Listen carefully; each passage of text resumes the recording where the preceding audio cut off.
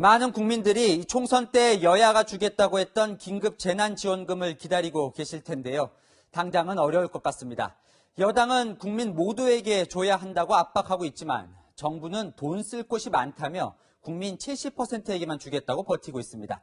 키를 쥔 청와대도 결정을 못하고 있습니다. 첫 소식 손영일 기자입니다.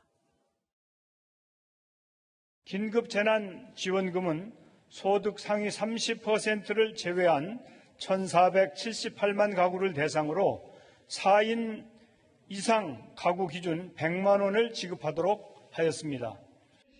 정부는 3월 건보료 기준으로 소득 하위 70% 가구에만 재난지원금을 지급하겠다는 입장입니다.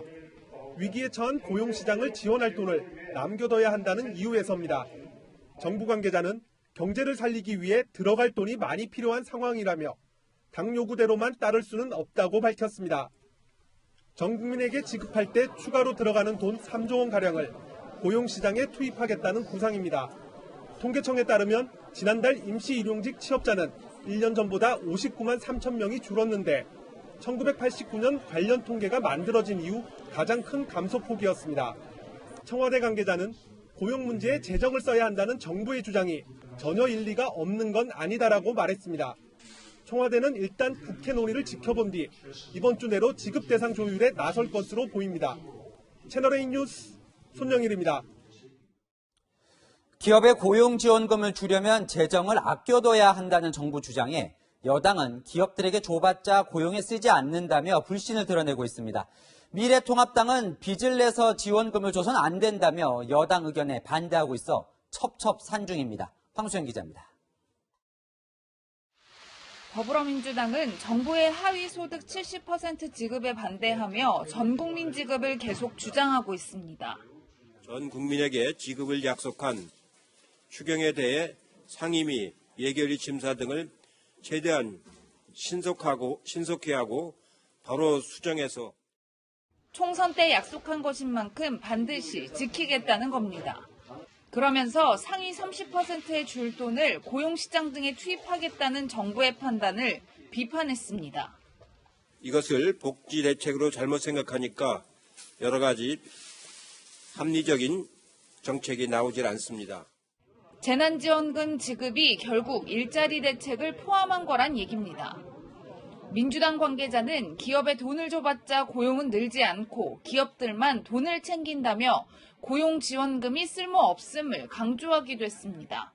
민주당 내에서는 금액을 다소 낮춰 전 국민에게 지급하자는 의견도 나왔습니다. 미래통합당은 총선 전 입장에서 바뀌어 전 국민 지급에 반대하고 나섰습니다.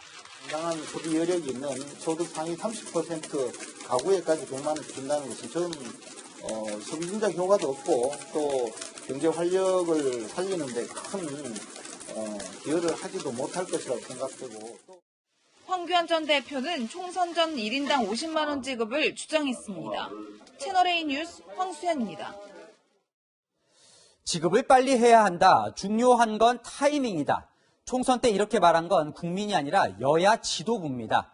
한푼이 급한 국민들은 대체 지원금을 언제 주는 거냐 발만 동동 구르고 있는데 이 평소 싸움만 하는 정치권을 보면 지급 시기가 6월도 넘길 수 있다는 비관적인 전망이 나옵니다. 이어서 강재 기자입니다. 30%는 안 준다 하는 데서 여러 가지 갈등이 생기는 것 같은데 약속한 대로 처리가 됐으면 좋겠습니다. 시기적으로 빠르면 빠를수록 좋은데 뒤로 늦춰지면 당사자들이 좀 안 좋은 소리를 듣겠죠, 국민들에게. 총선 전 민주당이 약속한 지급 시기는 5월 초입니다. 5월 초 지급 약속이 지켜지려면 다음 주까지는 추경안을 수정해 예산을 증액하고 이를 본회의에서 처리해야 합니다. 본회의 처리 이후에도 행정 절차상 돈 지급까지는 일주일가량이 더 소요됩니다. 하지만 5월 초 지급은 어렵다는 관측이 나옵니다.